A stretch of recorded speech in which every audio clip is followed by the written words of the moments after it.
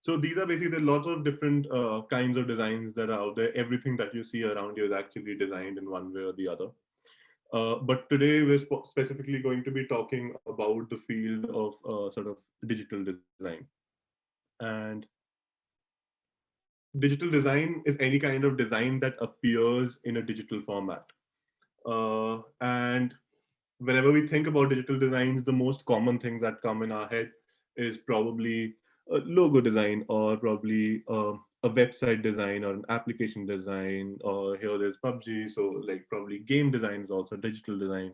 Then all the interfaces that you see these days is all part of digital design, or the field of animation also comes under the idea of uh, digital design. And some of the roles are user interface designer. Okay, so who do you think is a user interface designer? The one who designs more like the like interactive part, the buttons and like gradients and colors, what of them to be Okay, used. and who do you think is The a home screen. who do you think is an experience designer, user experience designer? Who designs the experience of the whole product? What's the I difference think between an experience and an interface designer? yeah, I Uh, think okay. no, continue. I think interface designer does the visual parts, and experience designer actually decides like prioritization. I think. Could you define what do you mean by prioritization? I think user experience designer is like to create certain kind of emotion. Okay, interesting. Anybody else? Sir, based on comments of customer or their experiences, they have to improve their designs. Okay, yeah. So yeah, so it's actually a mixture of a lot of these things. Uh, an experienced designer is somebody who researches in the initial part. So if there's a project, if let's say, let's take an example, if there's a website that needs to be made, um, the person who actually goes out for research, he finds out, okay, what actually should be put, and where all should we put everywhere. Where should the wire, how should the wireframes be, like where. What are the elements that we should add, what are the features that we should add. All the research and that experience building platform is done by the user experience designer. The design is then handed over to the interface designer, who then takes those inputs from a user experience designer and designs the visual looking parts, like somebody said, like the buttons and how the color scheme should be, and the entire interface around that and the visual language around that is the user interface designer. Who do you think is a graphic designer? Who certainly makes app designing or Okay, the editing of film making and etc. okay. Anybody else who is a graphic designer? Guys, there are no right or wrong answers. Just Yeah, go yeah. for it.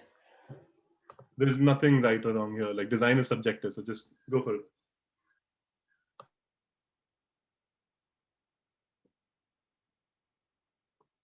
Nobody?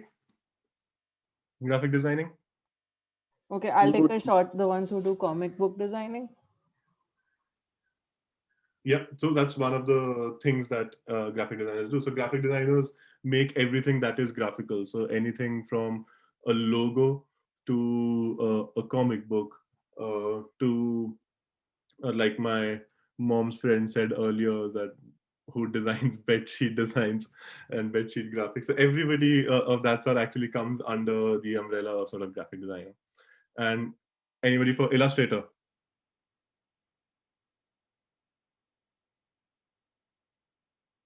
I think Illustrator does for like the visual parts for animations, I guess.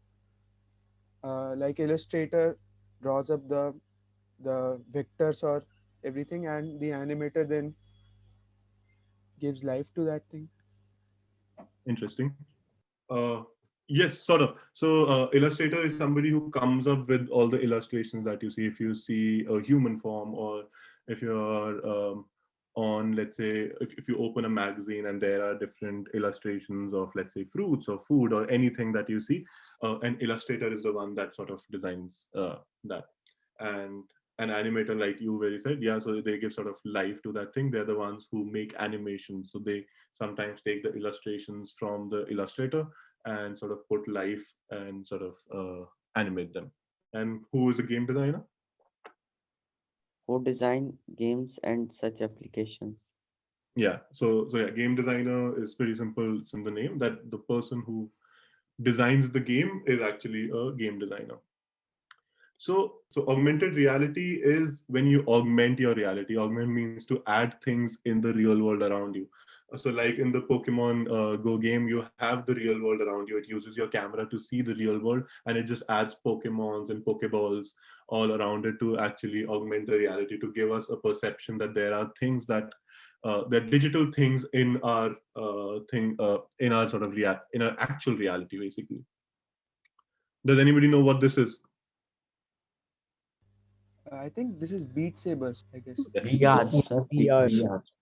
Yeah, this is VR. This is virtual reality, and it's a game called Beat Saber, probably the most popular virtual reality game.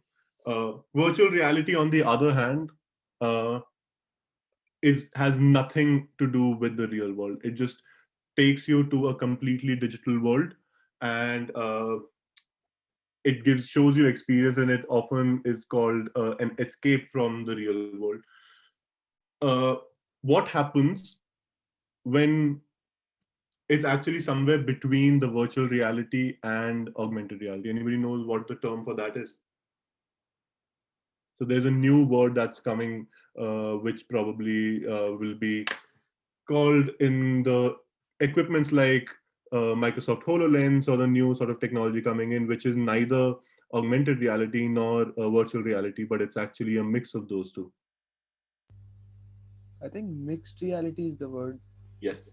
So it's called mixed reality. So mixed reality is very interesting because in mixed reality, you can control how much virtual and how much augmentation do you want. So while augmented reality is almost towards 100% real and has digital things on it, and while virtual reality is almost 100% digital, mixed reality, what it says is that you can actually have things between. You can decide, depending on what project or what app or what experience you want to create, that you can decide how much percent of real and digital do you want.